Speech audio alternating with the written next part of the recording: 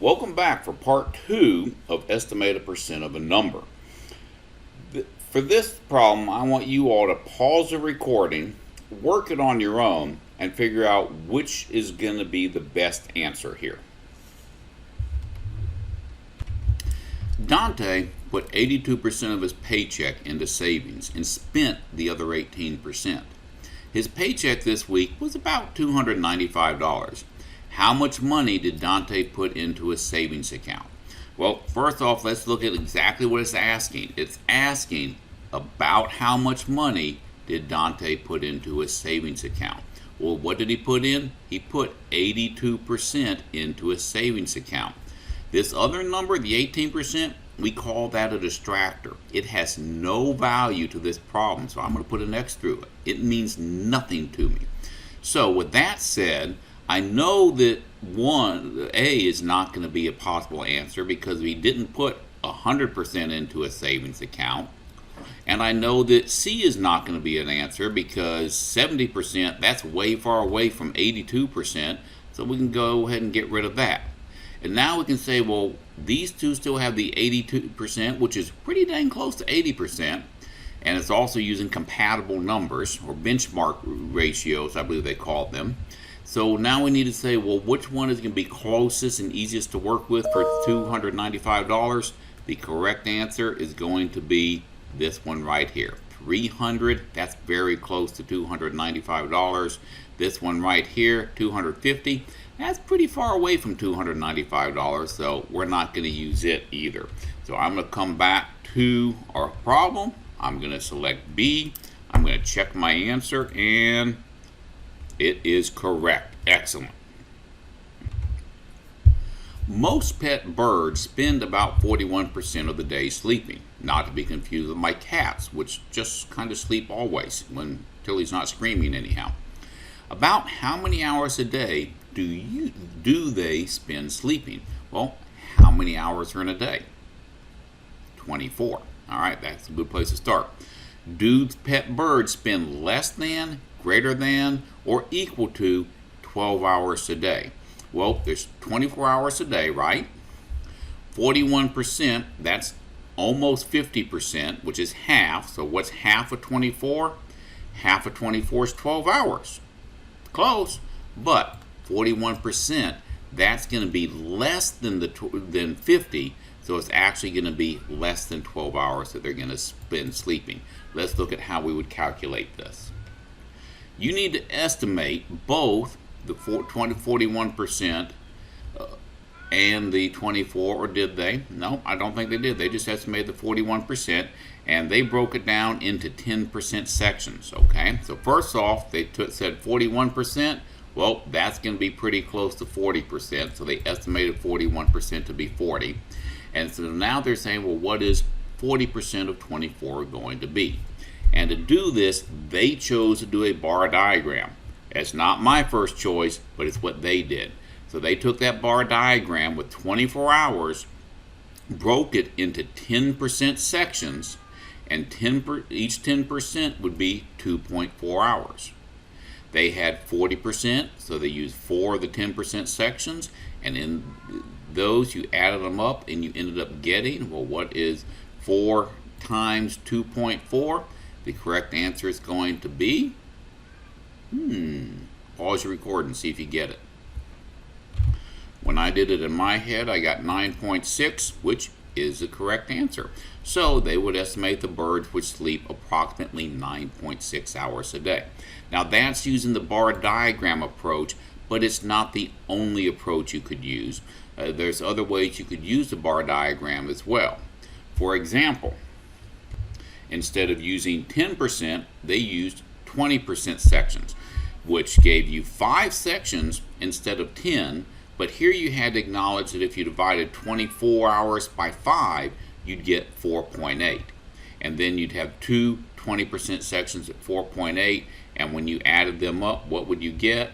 Well, you would get the same answer of 9.6.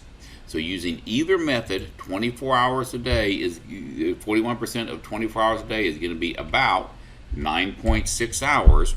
So pet birds spend about 9.6 hours a day sleeping. Two different ways to skin the same cat.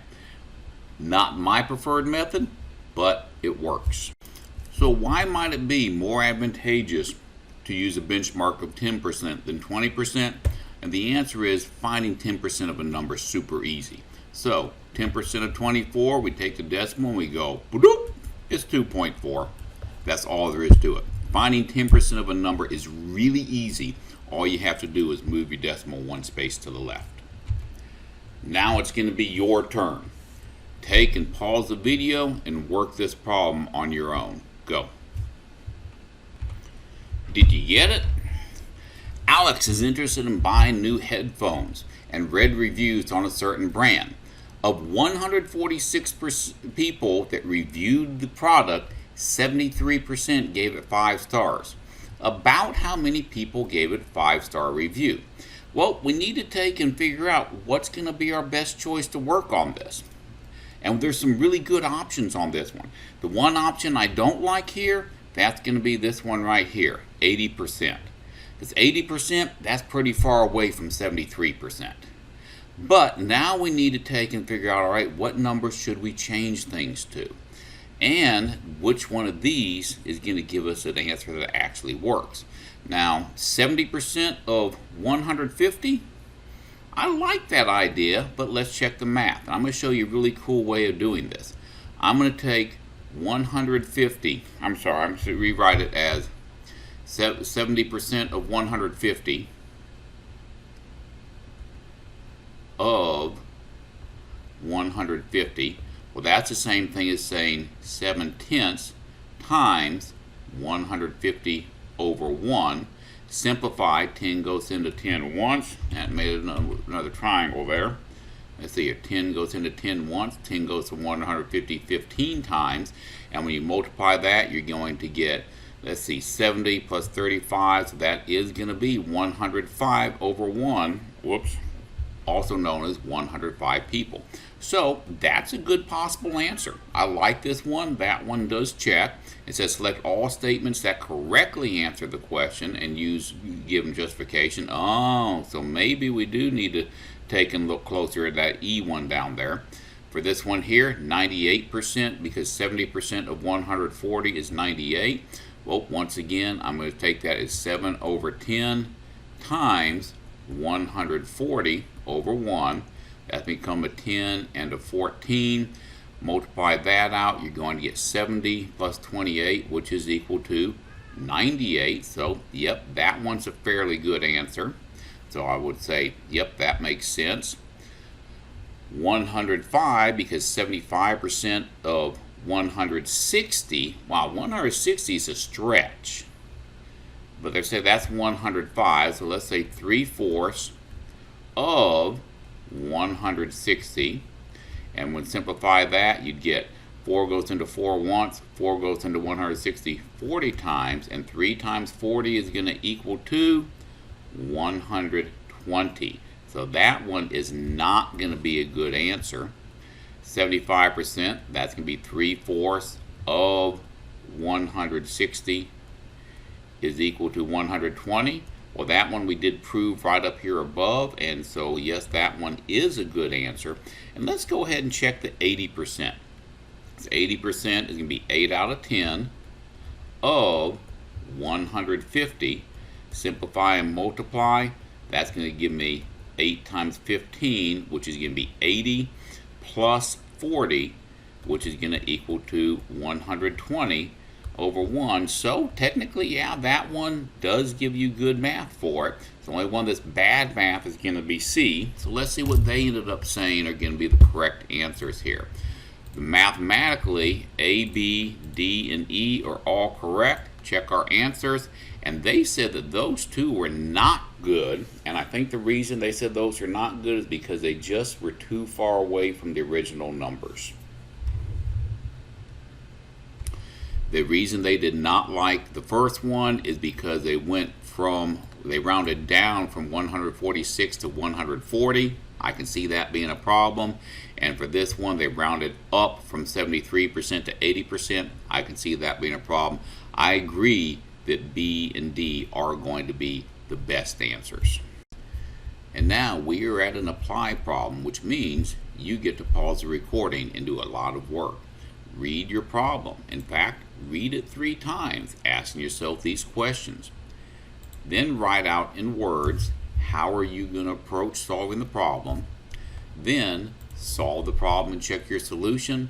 And after you solve the problem and check your solution, finally write an argument about why your solution is going to be correct. Stop the recording now and do all that, please. Sabrina takes her car to the car wash and chooses the Gold Star service that includes a wash, wax, and interior cleaning. This service normally costs $53.99, but is on special for $5 off. She must also pay a 6% tax, which is taxed on the discounted price, and then add to find the total price. Estimate the total amount Sabrina paid for her wash. Well, after you read it and understand it, you had to write what strategies you would use. And I would say that I would first subtract $5 from the 50. Actually, first I would round $53.99 to probably $54 or $55.